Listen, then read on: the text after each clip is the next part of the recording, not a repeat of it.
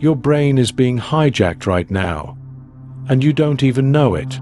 Every notification, every scroll, every ping is literally rewiring your neural pathways to crave distraction. The average person checks their phone 262 times per day. That's once every 3.5 minutes. But here's the brutal truth nobody's telling you. This isn't just a habit problem. It's a neurological rewiring that's making deep focus nearly impossible for an entire generation. And if you think willpower alone will save you, you're about to discover why that's the biggest lie you've been told.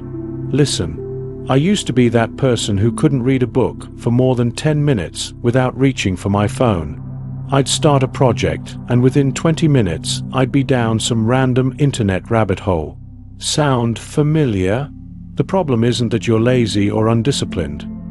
The problem is that your brain has been systematically trained to operate in what neuroscientists call continuous partial attention mode. Dr. Adam Gazzaley from UCSF discovered that our brains are now stuck in a constant state of seeking novelty.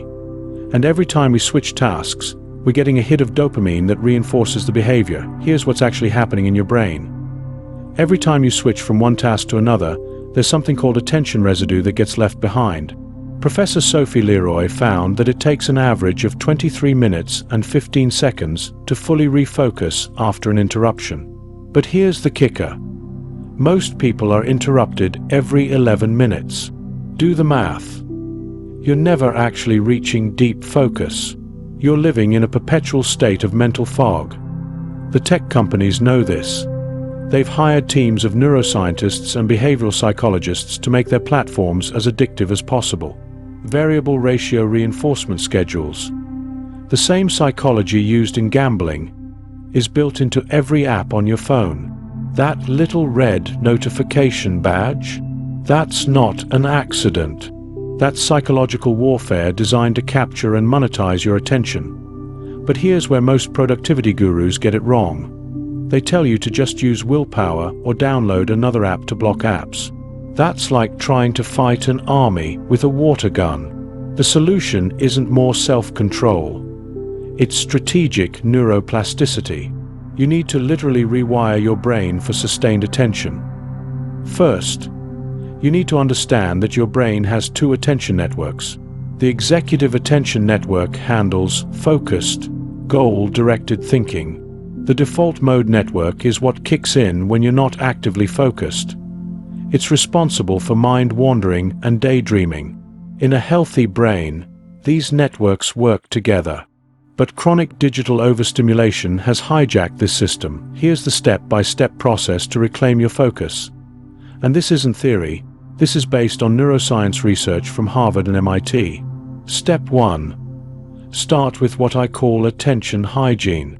For the first hour after you wake up and the last hour before bed, no screens. Period. This allows your default mode network to reset. Dr. Amisha Jha's research shows that just 12 minutes of daily meditation can restore attention networks in 8 weeks. Step 2. Implement what researchers call monotasking protocols. Pick one cognitively demanding task and do it for progressively longer periods. Start with 15 minutes. No notifications, no background music, no multitasking. Just you and the task. When your mind wanders, and it will, gently bring it back. This isn't failure. This is training. Every time you notice your mind wandering and redirect it, you're literally strengthening your prefrontal cortex. Step 3. Use environmental design to support your neurology. MIT research shows that visual clutter reduces your ability to process information by up to 32%. Clear workspace, single task focus, phone in another room. Your environment should make focus easier, not harder. Step 4. Understand your ultradian rhythms. Your brain naturally cycles through periods of high and low alertness every 90 to 120 minutes. Work with these cycles, not against them. When you feel that natural dip in energy, take a break. Go for a walk, do some deep breathing, but don't reach for stimulation. Now, this doesn't work for everyone the same way. If you have clinical ADHD, you need professional support alongside these strategies. If you're dealing with anxiety or depression, address those first because they directly impact attention regulation. And if you're in a life situation with constant legitimate interruptions, single parent, caregiver, emergency responder, modify these approaches to fit your reality.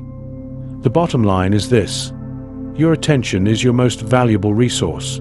Every tech company, advertiser, and content creator is fighting for it.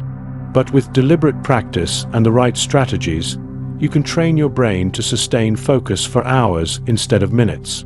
This isn't about becoming a productivity robot. It's about reclaiming your cognitive sovereignty. Thanks for watching, champions. Keep pushing yourself, keep growing, and remember, you versus you. I'll see you in the next video where we'll dive even deeper into building unbreakable mental toughness. Until then, stay strong.